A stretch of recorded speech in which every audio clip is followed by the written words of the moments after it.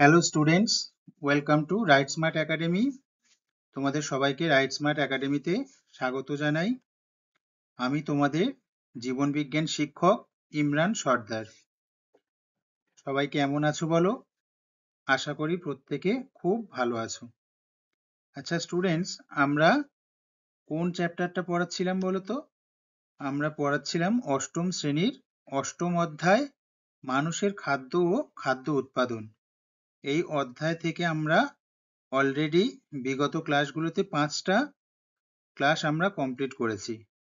আজকে এই অধ্যায়ের 6 নম্বর ক্লাস আমরা পড়বো আজকে। আচ্ছা, তোমরা সবাই বলো কেমন পড়াশুনো করছো, সবার পড়াশুনো কেমন চলছে? পড়াশুনোটা কিন্তু খুব ভালো করে চালিয়ে যেতে হবে, না হলে ভালো মার্কস কিন্তু আসবে না। ভালো স্কোর করাটা তো তোমাদের অন্যতম একটা লক্ষ্য। হ্যাঁ, পুরোপুরি একদম এটা বলবো না যে একমাত্র পড়াশোনার লক্ষ্যই হলো ভালো মার্কস করা, সেটা কিন্তু আবার নয়। পড়াশোনার লক্ষ্য হলো না যে বিষয়টা নিয়ে তুমি পড়ছো সেই বিষয়টা সম্পর্কে জ্ঞান অর্জন করা, বা সেই বিষয়টা সম্পর্কে যতটা সম্ভব হয় জানা, বা টিচার তোমাকে যতটা জ্ঞান সেই পার্টিকুলার বিষয় দিয়ে তোমাকে দিচ্ছে সেটা তোমার অর্জন করা। আচ্ছা, আমরা লাস্ট ক্লাসে যেটা পড়েছিলাম, তোমরা আমার লাস্ট ক্লাসটা সবাই কি বুঝতে পেরেছিলে? বা আমরা এতদূর অবধি এই অধ্যায়ের যতটা আমি পড়িয়েছি, তার মধ্যে যদি তোমাদের কারো বা কোথাও বোঝার অসুবিধা হয় তাহলে আমাকে বলবে।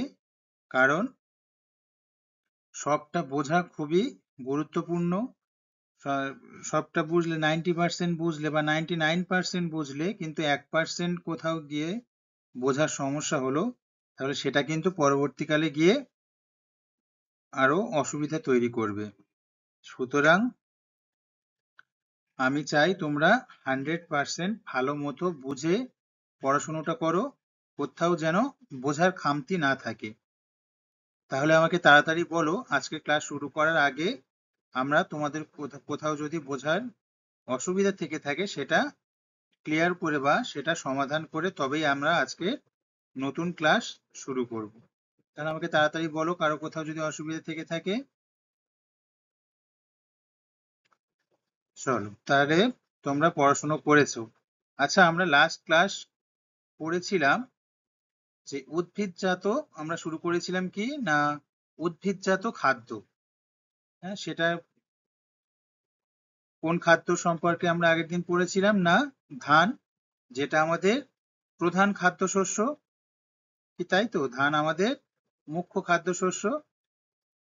আচ্ছা, আমরা এই ধানের প্রকারভেদ সম্পর্কে পড়েছিলাম। আচ্ছা, তোমরা দেখি কেমন পড়াশুনো করেছো, আমাকে বলো তো। ধান থেকে তো আমরা চাল পাই, সেই চালে আমরা সবচেয়ে বেশি কোন পুষ্টি উপাদানটা পেয়ে থাকি, তার নাম কি? সবচেয়ে বেশি পরিমাণে যে পুষ্টি উপাদানটা আমরা চাল দিয়ে পেয়ে থাকি তার নাম কি? দেখি কে বলতে পারে তাড়াতাড়ি। বাহ, আনসার পেলাম। তাহলে কি না, চালে সবচেয়ে বেশি পরিমাণে যে পুষ্টি উপাদানটা আমরা পেয়ে থাকি সেটা হলো কার্বোহাইড্রেট। আচ্ছা, কার্বোহাইড্রেট কতটা পরিমাণে আমরা চালে পেয়ে থাকি বলো তো? বাহ, ভেরি গুড। তাহলে চালে আমরা কার্বোহাইড্রেটের যে পরিমাণটা পেয়ে থাকি সেটা হলো 79.1%। সেটা কিনা, সেটা কিন্তু যথেষ্ট। আর তারপরে কি পাই সবচেয়ে বেশি? প্রোটিন। বাহ, ভেরি গুড। তাহলে তারপরে আমরা কি পাই না প্রোটিন, সেটা হলো 6%-এর সমান। আর বাকি যে জিনিসগুলো আমরা পেয়ে থাকি চাল থেকে সেগুলো কি না ভিটামিন বি কমপ্লেক্স এবং বিভিন্ন ধরনের ভিটামিন। আচ্ছা স্টুডেন্টস, বলো তো, আমরা চালের প্রকারভেদ, এই ধানের প্রকারভেদ সম্পর্কে পড়েছিলাম। ধানের ধান কত প্রকার ধান আমাদের দেশে চাষ হয় বলো তো? মেনলি বা প্রধানত 3 প্রকার। কি কি সেটা? আউশ, আমন এবং বোরো। বাহ, ভেরি গুড। এরকম রেসপন্সিভ আনসার পেলে আমারও তোমাদেরকে পড়াতে খুবই ভালো লাগে। আমারও আমিও তোমাদের পড়াতে কি করি, আগ্রহবোধ মনে হয় আমার, যে না, আমি যাদেরকে পড়াচ্ছি তারা যথেষ্ট ভালো মতো পড়াশোনা করে আসছে। আমি নিজেই উদ্যোগী হই যে না, তোমাদেরকে আমি আরো ভালো করে পড়াবো। চলো, খুব ভালো পড়াশোনা করেছো তো। আচ্ছা, বলো তো, আমরা প্রধানত আমাদের রাজ্যে প্রধানত কোন ধানের চাষ হয়? আমন ধান। বাহ, ভেরি গুড। আচ্ছা বলো তো, কয়েকটা উৎকৃষ্ট মানের আমন ধানের নাম। ভেরি ইম্পর্টেন্ট, কিন্তু খুবই ইম্পর্টেন্ট, পরীক্ষায় 90% আসার চান্স। কয়েকটি উৎকৃষ্ট মানের আমন ধানের নাম বলো। বা দুটো নাম পেলাম, কি না, পাটনায় 23 বা পাটনায় 23, ভাষামানিক। আমি পুরোটা বলে দিচ্ছি, দুটো নাম তোমাদের থেকে পেলাম না, পাটনায় 23, ভাষামানিক, আরো কি ছিল না, ঝিঙ্গা শাল শাল, আর বাসমতি, যেটা আমরা কিন্তু সবসময় ইউজ করি, সেটা কি না, বাসমতি। আবার ঝিঙ্গা শাল আর সাথে কি ছিল না, রঘু শাল বলে আরো একটা প্রকার। চলো তাহলে, ভালোই পড়াশোনা করেছো, এরকম পড়াশোনা চালিয়ে যাও, তোমাদের থেকে এরকম আনসারই আমি আশা করি। তাহলে আজকের ক্লাসটা আমরা এরপর দিয়ে শুরু করছি। দেখো, আমরা আগের দিন ধানের প্রকারভেদ সম্পর্কে পড়েছিলাম না, কি কি জাতিগত বৈশিষ্ট্য আর চাষ করার পদ্ধতি অনুসারে আমরা ধানকে 3 ভাগে ভাগ করেছিলাম। সেগুলো কি না, আউশ, আমন আর বোরো।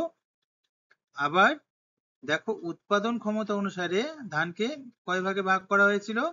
2 ভাগে, যেটা হলো অপেক্ষাকৃত কম ফলনশীল বা দেশি প্রকারের ধান, আর উচ্চ ফলনশীল প্রকারের ধান।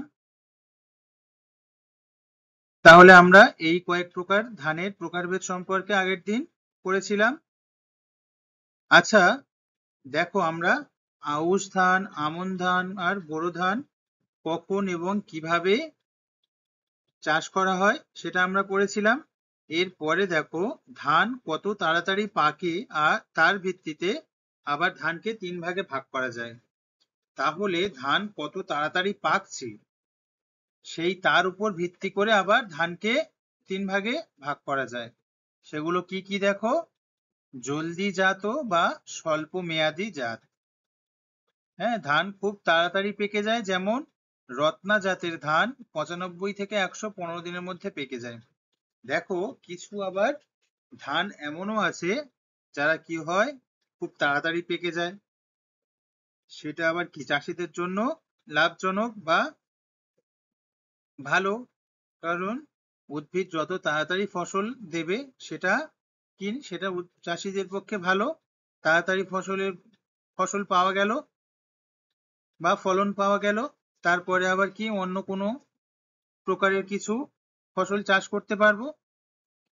আর দেখো, মাঝারি জাত বা মধ্যমেয়াদী জাত, সেগুলো কি না, ধান পাকতে মাঝারি রকমের সময় লাগে, যেমন জয়ী, জয়ন্তী প্রভৃতি জাতের ধান 116 থেকে 135 দিনের মধ্যে পাকে। আর একটা কি না, নাবি জাত বা দীর্ঘমেয়াদী জাত, ধান পাকতে বেশি দিন সময় লাগে। কি কি ধান সেগুলো? স্বর্ণ, মাসুরি, পঙ্কজ প্রভৃতি ধান পাকতে 140 থেকে 150 দিন সময় লাগে। তাহলে ভালো করে তোমরা কোন ধরনের ধান এবং সেই ধানের নাম কি এবং সেগুলো কতদিনের মধ্যে পেকে যায়, এগুলো কিন্তু যথেষ্ট ইম্পর্টেন্ট। তোমরা কিন্তু ভালো করে মনে রাখতে হবে এই জায়গাটা। তাহলে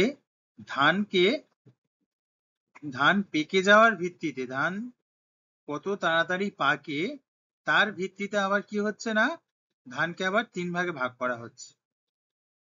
এক প্রকার ধান কি হচ্ছে, খুব তাড়াতাড়ি পেকে যাচ্ছে, আর একটা ধান আর একটু বেশি সময় নিচ্ছে বা মাঝারি রকমের সময় নিচ্ছে। আর আরো একটা ধান কি করছে না, দীর্ঘমেয়াদী বা অনেকটা দিন সময় নিচ্ছে পাকতে। তাহলে এই 3 ধরনের বা এই 3টে জাতের ধানের উদাহরণগুলো কিন্তু তোমাদের মনে রাখতে হবে। যে ধানগুলো খুব তাড়াতাড়ি পেকে যাচ্ছে কত দিনের মধ্যে? না 95 থেকে 115 দিনের মধ্যে। সেই ধানের উদাহরণ কি? না রত্না জাতের ধান। তাহলে রত্না জাতের ধান খুব তাড়াতাড়ি কিন্তু পেকে যায়। তাহলে উদাহরণ কি হলো তাড়াতাড়ি পেকে যাওয়া ধানের? না রত্না জাতের ধান খুব তাড়াতাড়ি কিন্তু পেকে যায়। আর মাঝারি জাত বা মধ্যমেয়াদী জাত কোন কোন ধানের প্রকার? না জয়া, জয়ন্তী প্রভৃতি জাতের ধান 116 থেকে 135 দিনের মধ্যে। এই দিনগুলো হিসেব করবে দেখো। প্রথম হচ্ছে খুব তাড়াতাড়ি পাকছে যে ধানগুলো, সেটা কি? না রত্না জাতের ধান। সেটা দেখো 95 থেকে শেষ হয়ে কোথায় যাচ্ছে? না 115 দিনের মধ্যে। আবার ঠিক 115 পর থেকে দেখো 116 থেকে 135 দিনের মধ্যে সময় নিচ্ছে পাকতে এমন প্রকারের ধান কি কি? না জয়া, জয়ন্তী প্রভৃতি জাতের ধান। তাহলে জয়া, জয়ন্তী হচ্ছে মাঝারি জাত বা মধ্যমেয়াদী জাতের ধান। এরা পাকতে সময় নিচ্ছে 116 থেকে 135 দিনের মতো সময়। আর নাবি জাত বা দীর্ঘমেয়াদী জাতের ধান এরা কি করছে? না বেশি দিন সময় নিচ্ছে পাকতে। সেটা কতদিন? না 140 থেকে প্রায় 150 দিনের মতো সময় নিচ্ছে। দেখো এই ধরনের ধানের উদাহরণ হলো স্বর্ণ, মাসুরি, পঙ্কজ প্রভৃতি।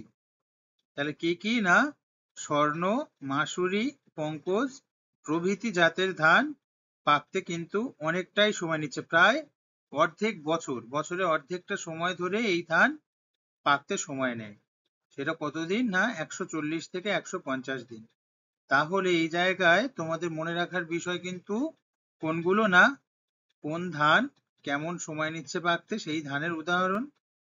কোশ্চেন দিতেই পারে যে কোন জাতের ধান তাড়াতাড়ি পেকে যায়, সেটা তোমাদের কি বলতে হবে? না আনসার হবে রত্না জাতের ধান।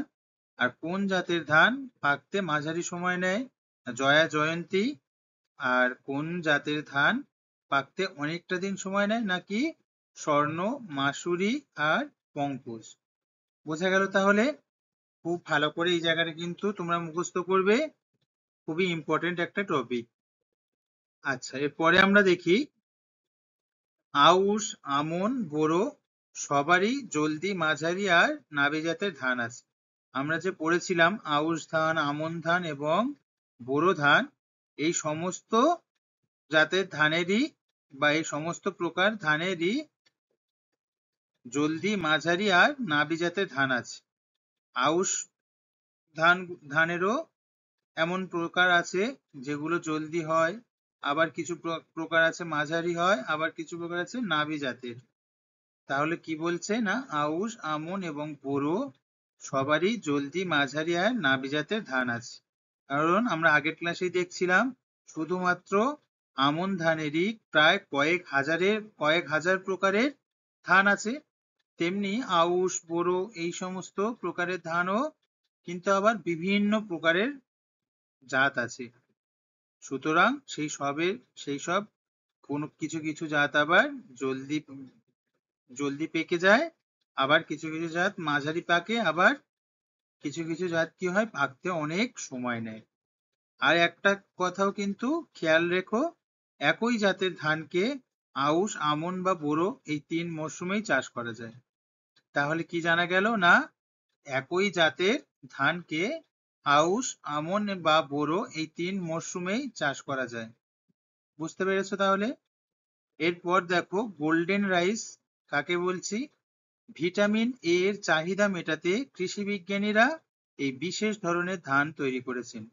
তাহলে কোশ্চেন যদি আসে ভিটামিন এর চাহিদা মেটাতে কৃষি বিজ্ঞানীরা কোন ধরনের ধান চাষ করেছেন বা ধান তৈরি করেছেন, সেটা কি? না গোল্ডেন রাইস। বুঝতে পারলে তাহলে? গোল্ডেন রাইস কিসের চাহিদা মেটাচ্ছে? না ভিটামিন এর চাহিদা মেটাচ্ছে। কোন ধরনের চাল? না গোল্ডেন রাইস। তাহলে গোল্ডেন রাইস ভিটামিন এর চাহিদা মেটাতে সক্ষম, তাই কৃষি বিজ্ঞানীরা এই গোল্ডেন রাইস আবিষ্কার করেছেন। চলো দেখা যাক বিভিন্ন প্রকার ধানের সময়সূচি দেখো, আমরা যে আউশ ধান, আমন ধান এবং বোরো ধান পড়েছি, সেই সমস্ত প্রকারের ধান কোন সময়ে চাষ করা হয়ে থাকে আমরা একটা ছকের মাধ্যমে দেখে নিই।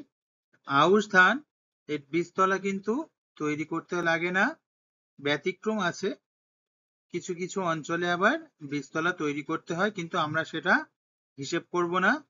আমরা দেখব কি না, আউশ ধানের ক্ষেত্রে কি জানি না, বীজতলা তৈরি করতে লাগে না, ডাইরেক্ট বা একেবারে ধান বোনা হয় আউশ ধানের ক্ষেত্রে। সেটা কখন হয় দেখো, উত্তরবঙ্গে শুরু হয় কখন ধান বোনা, আউশ ধান বোনা মার্চ এপ্রিল মাসের সময়, আর দক্ষিণবঙ্গে দেখো মে জুন মাসের সময় এই আউশ ধান বোনা হয়। আর ধান কাটা হয় কখন, জুলাই সেপ্টেম্বর মাসের সময়। আর আমন ধান দেখো জুন জুলাই মাসে বীজতলা তৈরি করা হয়, জুলাই আগস্ট মাসে সেই বীজতলা থেকে উন্নত মানের চারা গাছগুলি নিয়ে ধান রোপণ করা হয় চাষের জমিতে। আর ডিসেম্বর জানুয়ারি মাসে দেখো ধান কাটা হয়। আর বোরো ধান দেখো নভেম্বর মাসে বীজতলা তৈরি করা হচ্ছে, আর ধান রোপণ করা হচ্ছে কখন দেখো ডিসেম্বরে, ধান কাটা হচ্ছে দেখো এপ্রিল মে। এগুলো কিন্তু তোমাদের একদম মুখস্থ করতে হবে, এখানে বোঝানোর মতো কিছুই নেই। কোন ধান কখন বোনা হচ্ছে এবং কখন কাটা হচ্ছে, সময়গুলো তোমাদেরকে কিন্তু ভালো করে মুখস্থ করে রাখতে হবে, কারণ কোশ্চেনে দিতেই পারে আউশ ধান কোন সময় কাটা হয়, বা আউশ ধান কোন সময় বোনা হয়। কোথায় কোন সময় বোনা হয় না, উত্তরবঙ্গে মার্চ এপ্রিল মাসে, আর দক্ষিণবঙ্গে মে জুন মাসে ধান বোনা হয়। তাহলে বুঝতে পারলে। আমি আরো একবার বলে দিচ্ছি, আউশ ধান কিন্তু এই আউশ ধানের ক্ষেত্রে বীজতলা তৈরি করা হয় না। আর ধান উত্তরবঙ্গে এই আউশ ধান মার্চ এপ্রিল মাসে বোনা হয়, আর দক্ষিণবঙ্গে মে জুন মাসে, মার্চ এপ্রিলের কিছু পরে কখন না মে জুন মাসে ধান বোনা হয়। আর ধান কাটা হয় কখন, জুলাই সেপ্টেম্বর মাস নাগাদ। আর আমন ধান জুন জুলাই মাস নাগাদ দেখো বীজতলা তৈরি করা হচ্ছে, আর জুলাই আগস্টে আবার ধান রোপণ করা হচ্ছে, আর ধান কাটা হয় ডিসেম্বর জানুয়ারি। আর বোরো ধান দেখো নভেম্বর মাসে বীজতলা তৈরি করা হয়, ডিসেম্বর মাসে ধান রোপণ করা হয়, এপ্রিল মে মাস নাগাদ দেখো ধান কাটা হচ্ছে। তাহলে ভালো করে এই জিনিসগুলো খেয়াল করে মুখস্থ করতে হবে, কোন সময় কোন ধান রোপণ করা হচ্ছে এবং কাটা হচ্ছে। এই অবধি কারো কোনো জায়গায় যদি বুঝতে অসুবিধা হয় অবশ্যই আমাকে বলো যে এই জায়গায় তোমাদের বোঝার অসুবিধা হচ্ছে। তাহলে এবার আমরা নেক্সট দেখি। দেখো, চাষের কৃষিকাজের পদ্ধতি যেটা আমরা দেখেছিলাম, হ্যাঁ, কয়েকটা ধাপ দেখেছিলাম না কৃষিকাজের, সেইগুলো আমরা ছকের মাধ্যমে একবার দেখে নিই। দেখো, চাষের ধাপ, চাষের কি কি ধাপ রয়েছে। প্রথমে কি করতে হয় না, বীজ বাছাই করতে হয়। দেখো, বীজ বাছাইটা কেমন ভাবে করতে হয়, ঘন নুন জলে বীজগুলোকে ডুবিয়ে নাড়ানো হলে সুস্থ আর পুষ্ট বীজগুলো ভারী বলে জলে ডুবে যায়। এই বীজগুলোকে পরিষ্কার জলে ধুয়ে শুকিয়ে নিতে হয়। তাহলে দেখো, বীজ বাছাই কিভাবে করব আমরা, একটা পরীক্ষা করে আমরা আগের ক্লাসে কি দেখেছিলাম না, কয়েকটা কিছু বীজ নিয়ে জলের মধ্যে রেখে দিলে আবার সেটা কোন জলে রাখতে হবে দেখো, ঘন নুন জলে বীজগুলোকে ডুবিয়ে নাড়ানো হলে সুস্থ আর পুষ্ট বীজগুলো কি হয়, ভারী বলে জলের নিচের দিকে ডুবে যায়। আর যে বীজগুলো খারাপ সেগুলো কি হয়, মাঝখানে ফাঁপা থাকে, সেগুলো উপরে ভাসতে থাকে। এর ফলে আমরা কি দেখতে পাই না, বুঝতে পারি কোন বীজটা ভালো আর কোন বীজটা খারাপ। তাহলে সেখান দিয়ে আমরা বীজগুলো কি করতে পারি, বাছাই করতে পারি। এই বাছাই করা বীজগুলোকে নিয়ে পরিষ্কার জলে ধুয়ে নিয়ে শুকিয়ে নিতে হয়। তাহলে বুঝতে পারলে, এইভাবে আমরা কি করছি না, বীজ বাছাই করছি। এরপরে দেখো, বীজ বাছাইয়ের পরে বীজ শোধন করতে হয়। সেই বীজ শোধন আমরা কিভাবে করছি দেখো, শুষ্ক শোধন পদ্ধতি আর সিক্ত শোধন পদ্ধতি, দুই প্রকারের শোধন পদ্ধতি আছে। একটা হলো শুষ্ক শোধন পদ্ধতি, আর একটা হলো সিক্ত শোধন পদ্ধতি। দেখো, শুষ্ক শোধন পদ্ধতি কি? জমিতে সরাসরি বীজ বোনার জন্য বা শুকনো বীজতলায় বীজ বোনার জন্য এই পদ্ধতি কাজে লাগে। তাহলে শুষ্ক শোধন পদ্ধতি কোথায় কাজে লাগে?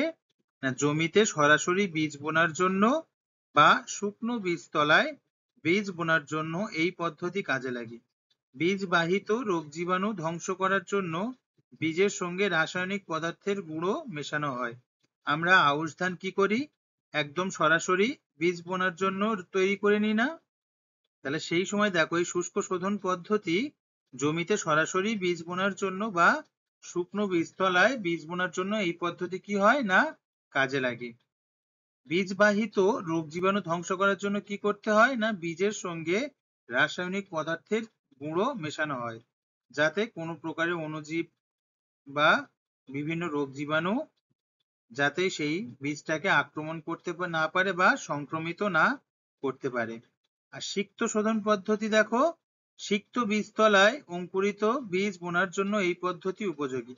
সিক্ত মানে কিন্তু ভেজা ভেজা যে অঞ্চল থাকে বা যে জায়গা থাকে, সেই সমস্ত জায়গায় বা সেই সমস্ত বীজতলায় অঙ্কুরিত বীজ বোনার জন্য এই পদ্ধতি উপযোগী। দেখো, নামের মধ্যেই আছে, একটা হলো শুষ্ক শোধন পদ্ধতি, যেটা শুষ্ক জায়গায় বা শুকনো বীজতলায় বীজ বোনার জন্য এই পদ্ধতি কাজে লাগানো হয়। এক্ষেত্রে কি করা হয় না বীজের সাথে রাসায়নিক পদার্থের গুঁড়ো মেশানো হয়, যার ফলে কি রোগ জীবাণু ধ্বংস করতে পারে না সেই সমস্ত বীজগুলোকে। আর সিক্ত শোধন পদ্ধতি কি? না, সিক্ত বীজতলায় বা যে বীজতলাটা কি হয় ভিজে বা জল জল থাকে, এমন বীজতলায় অঙ্কুরিত বীজ বোনার জন্য এই পদ্ধতি উপযোগী। বা বীজবাহিত রোগ জীবাণু ধ্বংসের জন্য বীজগুলোকে রাসায়নিক পদার্থের জলীয় মিশ্রণে ভিজিয়ে রাখা হয়।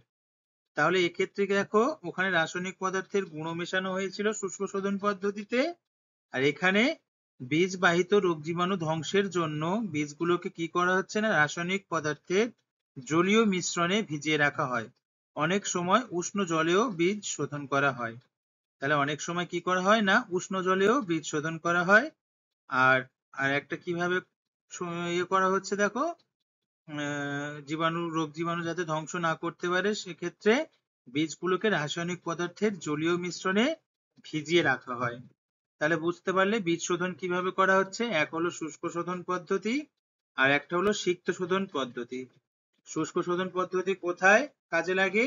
না, যেখানে বীজতলা শুকনো সেখানে শুষ্ক শোধন পদ্ধতি কাজে লাগে, আর যেখানে বীজতলা সিক্ত বা ভেজা ভেজা ভাব থাকে বা জলের আভাস থাকে সেখানে সিক্ত শোধন পদ্ধতি কাজে লাগে।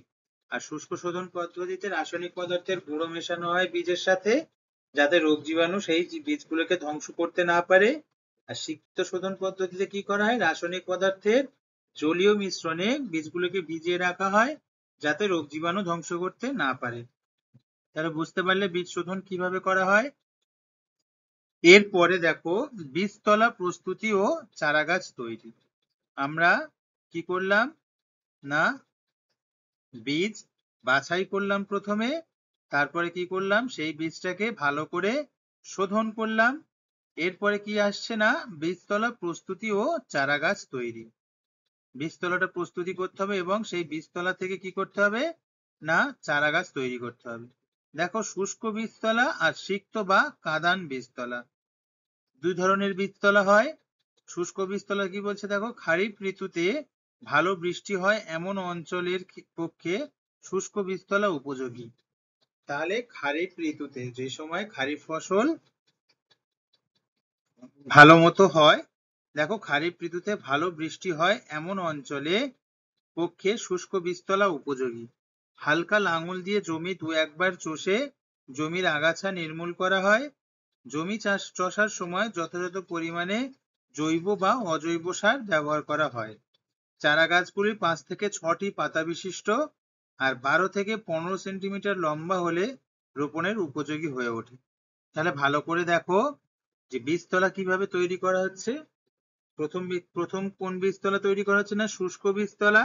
এটা কিভাবে তৈরি করা হচ্ছে দেখো, খারিফ ঋতুতে ভালো বৃষ্টি হয় এমন অঞ্চলের পক্ষে শুষ্ক বীজতলা উপযোগী। আমাদের রাজ্যে খারিফ ফসল কখন করা হয় না জুলাই জুন জুলাইয়ের সময় খারিফ ফসল চাষ করা হয় না আমাদের এখানে, বা জুলাই সেপ্টেম্বরের সময়? সেই সময় কি হয় না বর্ষাকাল থাকে এবং ভালো বৃষ্টি কিন্তু হয়। আর সেই ভালো বৃষ্টি হলে কিন্তু আবার শুষ্ক বীজ তলার জন্য উপযোগী হয়ে ওঠে। হালকা লাঙল দিয়ে জমি দু একবার চষে জমির আগাছাগুলো কি করা হয় না নির্মূল করা হয়। আর জমি চষার সময় যথাযথ পরিমাণে জৈব বা অজৈব সার ব্যবহার করে। আমরা পড়ে এসেছি না জৈব সার আর অজৈব সার কি, তাই তো? তাহলে এই জৈব সার এবং অজৈব সার জমি চষার সময় কি করা হয় না ব্যবহার করা হয়। চারা গাছগুলি 5 থেকে 6টি পাতা বিশিষ্ট আর 12 থেকে 15 সেন্টিমিটার লম্বা হলে রোপণের উপযোগী হয়ে ওঠে। তাহলে কখন বুঝবো যে চারা গাছগুলো রোপণের জন্য বা চাষযোগ্য জমিতে রোপণের জন্য উপযোগী হয়ে ওঠে? না 5 থেকে 6টি পাতা বিশিষ্ট হলে আর 12 থেকে 15 সেন্টিমিটার লম্বা হলে রোপণের জন্য চারা গাছগুলি উপযোগী হয়ে ওঠে। এটা তো দেখলাম শুষ্ক বীজতলা কেমন ভাবে আমরা চাষ করছি। এরপরে দেখব সিক্ত বা কাদান বীজতলা কিভাবে তৈরি করা হয়। নির্বাচিত জমিতে জল বেঁধে রেখে জৈব সার দেওয়া হয়। সিক্ত বা কাদান মানে যেখানে ভেজা ভেজা ভাব আছে বা কাদা মাটি, যেগুলো যেখানে জল একটু বেশি পরিমাণে থাকে বা কাদা কাদা ভাব থাকে মাটিতে, এই ধরনের বীজতলাতে কি করা হয় না একটা জায়গায় জমিতে জল বেঁধে রেখে জৈব সার দেওয়া হয়। তাহলে কি করা হচ্ছে না একটা নির্দিষ্ট জমিতে জল বেঁধে রেখে জৈব সার দেওয়া হয়। মাটি নরম হয়ে উঠলেই জমি চষতে হয়। তাহলে কি করছি না প্রথমে একটা নির্দিষ্ট জমি তৈরি করা হচ্ছে বা ঠিক করা হচ্ছে। সেখানে কি করা হচ্ছে না জমিতে জল বেঁধে রেখে, মানে সেই জমিটাকে বাঁধ দিয়ে জল বেঁধে রেখে কি করা হচ্ছে না জৈব সার দেওয়া হয়। জল দেওয়ার ফলে মাটি নরম হয়ে উঠলেই জমি চষতে হয়। ফলে কয়েকদিনের মধ্যে মাটি কাদা কাদা হয়ে যায়।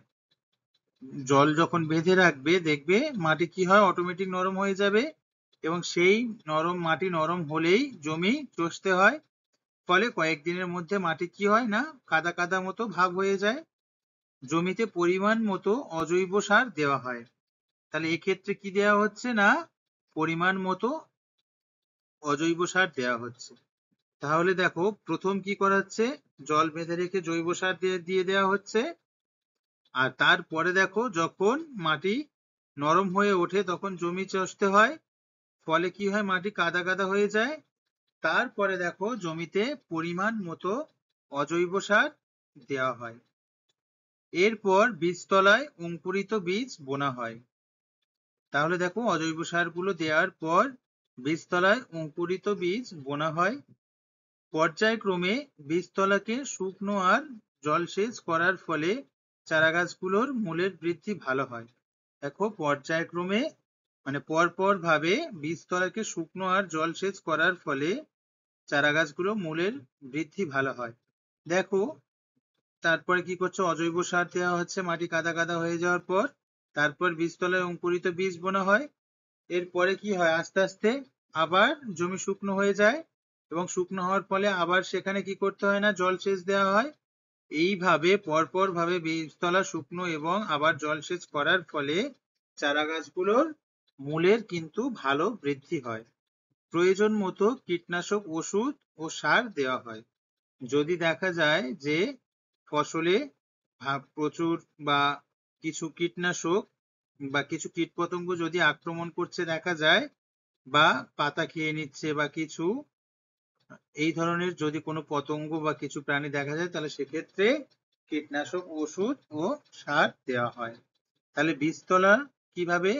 বীজতলা প্রস্তুতি করছি এবং সেখান দিয়ে চারা গাছ কিভাবে তৈরি করছি সেটা তোমরা বুঝতে পারলে। তাহলে বীজতলা কত প্রকারের হয় দু ধরনের হয়, এক হচ্ছে শুষ্ক বীজতলা আর একটা কি না সিক্ত বা কাদান বীজতলা। যেটা কি হয় না সিক্ত মানে হচ্ছে ভেজা ভেজা ভাব বা কাদা যুক্ত মাটি। তাহলে বুঝতে পেরেছো এই অবধি? কারোর যদি কোথাও বোঝার অসুবিধা হয় বলো যে আমি বুঝতে পারিনি বা কিছু, তাহলে আমি অবশ্যই তোমাদেরকে বলে দেব সেই জায়গাটা। তাহলে তাড়াতাড়ি বলো কারা বুঝতে পারোনি। চলো, তাহলে সবাই বুঝতে পেরেছো, ভেরি গুড। এরপরে আমরা কি করতে হবে না, জমি তৈরি। বীজতলা তো আমরা তৈরি করলাম এবং বীজতলা থেকে আমরা চারা গাছও সংগ্রহ করলাম। এরপরে সেই চারা গাছগুলো জমিতে চাষ করতে হবে। তাহলে কি করতে হবে না, জমি তৈরি করতে হবে। তাহলে জমিও আবার তৈরি করতে দু ধরনের পদ্ধতি ব্যবহার করা হয়। এক হলো শুষ্ক পদ্ধতি, আর একটা কি, সিক্ত বা কাদান জমি তৈরি করা। তাহলে এই যে শুষ্ক পদ্ধতি, দেখো আউশ ধান ও কোনো কোনো অঞ্চলে নিচু জমিতে আমন ধান চাষ করার সময় বীজতলা ব্যবহার না করে জমিতে সরাসরি বীজ বোনা হয়। এই শুষ্ক জমিতে কি করে, আমরা তো জানি আউশ ধান বোনার সময় কোনো বীজতলার প্রয়োজন হয় না, ডাইরেক্ট বা সরাসরি আমরা জমিতে কি করি, ধান রোপণ করি। আবার কি বলছে দেখো, কোনো কোনো অঞ্চলে নিচু জমিতে আমন ধান চাষ করার সময়ও কিন্তু বীজতলা ব্যবহার না করে সরাসরি জমিতে বীজ বোনা হয়। রবি শস্য তুলে নেওয়ার পরেই দু একবার চষে জমি ফেলে রাখা হয়। তাহলে রবি শস্য তুলে নেওয়ার পর দু একবার চষে কি করা হয় না, জমি ফেলে রাখা হয়। তার ফলে জমির আগাছাগুলো নষ্ট হয় আর জমি বেশ শুকনো হয়। জমিতে পরিমাণ মতো জৈব আর অজৈব সার দেওয়া হয়, কারণ ফসল ফলে যাওয়ার পরে জমির পুষ্টি উপাদান কি হয়, কমে যায়। সেই পুষ্টি উপাদান ফিরে পেতে আমরা কি ব্যবহার করি না, বিভিন্ন ধরনের জৈব আর অজৈব সার। সেটাই বলছে, দেখো যে রবি শস্য তুলে নেওয়ার পরে দু একবার চষে জমি কি করা হয়, ফেলে রাখা হয়। এই দু একবার চষার ফলে কি হয়, বিভিন্ন ধরনের যে জমিতে আগাছাগুলো থাকে সেগুলো নষ্ট হয় আর জমি বেশ শুকনো হয়। আবার সেই আগাছাগুলো জমিতে শুকিয়ে গিয়ে আবার জমি কি করে না, উর্বরশীল করে তোলে। এবং এরপরে জমিতে পরিমাণ মতো জৈব আর অজৈব সার দেওয়া হয়। জমি তার পুরানো পুষ্টি উপাদানগুলো যাতে ফিরে পায় সেজন্য জমিতে এই জৈব এবং অজৈব সার দেওয়া হয়। দেখো, সিক্ত বা কাদান জমি তৈরি বা কর্দমাক্ত বা কাদাযুক্ত জমি কিভাবে তৈরি করা হয়, দেখো সিক্ত বীজতলা থেকে ধানের চারা গাছ রোপণ করার জন্য সিক্ত বা কাদান জমি তৈরি করা প্রয়োজন। তাহলে আমরা দু ধরনের বীজতলা তৈরি করেছিলাম, একটা হলো শুষ্ক বীজতলা আর একটা কি ছিল, সিক্ত বা কাদাযুক্ত জমি, এই কাদাযুক্ত বীজতলা। তাহলে আমরা সেই শুষ্ক বীজতলা থেকে ধান নিয়ে শুষ্ক পদ্ধতিতে আমরা জমিতে রোপণ করব। আর যেগুলো সিক্ত বা কাদান জমিতে আমরা যে কাদান বীজতলাতে যে বীজগুলো আমরা চারা গাছ হিসেবে তৈরি করেছিলাম, সেই চারা গাছগুলো আমরা সিক্ত বা কাদান জমিতে কিন্তু রোপণ করব। সিক্ত বীজতলা থেকে ধানের চারা গাছ রোপণ করার জন্য সিক্ত বা কাদান জমি কিন্তু তৈরি করা প্রয়োজন। তাহলে যে যেখানে তৈরি হচ্ছে তাকে তো সেই জায়গায় রোপণ করতে হবে। সেই জন্য সিক্ত বীজতলা থেকে ধানের চারা গাছগুলো কি করা হবে না, রোপণ করার জন্য সিক্ত বা কাদান জমি তৈরি করা প্রয়োজন। শুষ্ক পদ্ধতির মতো রবি শস্য তুলে নেওয়ার পর দু একবার চষে জমি ফেলে রাখা হয়। তাহলে এক্ষেত্রে শুষ্ক পদ্ধতিতে যেমন রবি শস্য তুলে নেওয়ার পরেই, আচ্ছা বলতো রবি শস্য কোন সময় তুলে নিই আমরা, বা রবি শস্য কোন সময় আমরা কাটি, কোন সময় বলো তো, দেখি তোমরা কেমন পড়াশোনা করছো। Very good.